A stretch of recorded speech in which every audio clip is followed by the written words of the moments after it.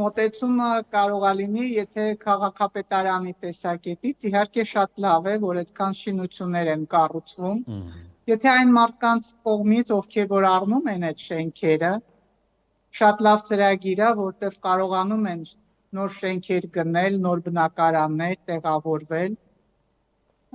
բայց եթե նայենք հանրության կողմից, իհարկե մենք ունենք շատ տխուր երևույթ։ Շենքեր, որոնք իրար վրա են բարձրանում, հանրային տարածքներ, որոնք որ կորում են, կանաչ տարածքներ, որոնք որ ոչնչացվում են, բարձրահարկ շենքերը, չգիտես ինչի որոշվեց, որ Հայաստանում, Երևանում կարելի է ոչ թե միայն 9, այլ 19, իսկ հիմա արդեն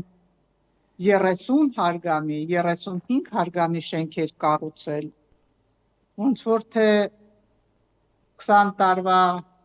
30 տարվա առաջվա երկրաշարժը ոչ մի բան չսովորացրեց մեզ։ Երկրաշարժը 30 տարի երկրաշարժի համար և երկրագունդի կյանքի համար դա համարյա թե ակնթարթ է